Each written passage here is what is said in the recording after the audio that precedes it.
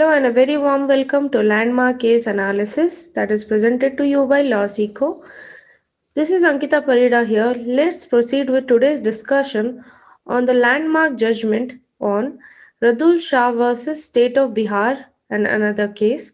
This is a landmark judgment given by the Honorable Supreme Court of India on 1st August 1983 by a three-judge bench.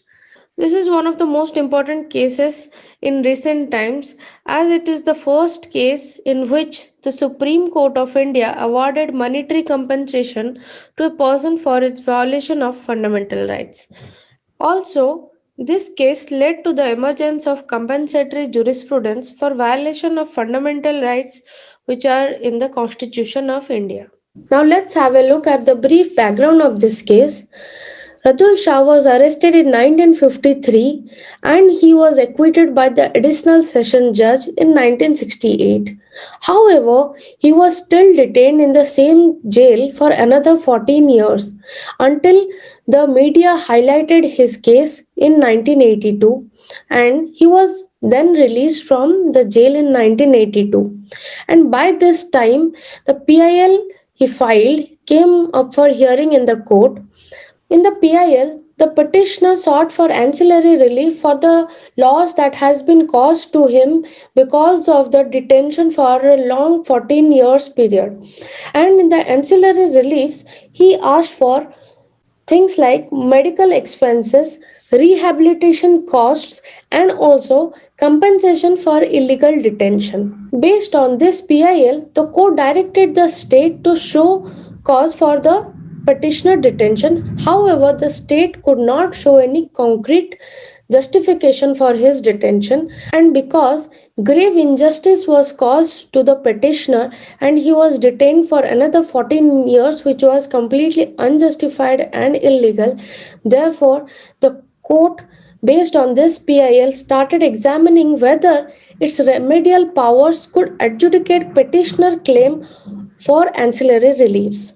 The issues of law involved in this case are whether in a habeas corpus petition under Article 32, Supreme Court can grant compensation for deprivation of a fundamental right. Secondly, whether Article 21 covers the right to compensation for its violation. Let's have a look at the judgment and reasoning given by the court. In this case, the Supreme Court held that petitioner detention in the prison for another 14 years was wholly unjustified and it can be said as an illegal detention, and therefore he should be compensated. And regarding his violation of fundamental right with respect to Article 21, the Supreme Court held that it would be a erosion of Article 21 if the court are only limited to passing orders for release of illegal detentions. For the first time, the Supreme Court in this case recognized the right to compensation within the ambit of remedial powers of the Supreme Court, that is Article 32, and it said that right to compensation will act as a palliative for all these kind of unlawful act, and it will also work as a shield against the state. Therefore, as an interim measure, the state must pay the petitioner a further sum of 30,000 or so, and this order will not prevent the petitioner from bringing any other suit to recover any other appropriate damages from the state. Now let's have a look at the significance of this judgment. This is one of the most important landmark judgments in the history of Supreme Court of India, as it gave rise to the compensatory jurisprudence for the violation of fundamental rights under the Constitution. And also it highlighted the jurisprudence of state liability. As we discussed, it is the first case in which the Supreme Court awarded monetary compensation to a person for violation of fundamental rights, and it recognized that compensation is a constitutional remedy which may be available for violation of certain rights.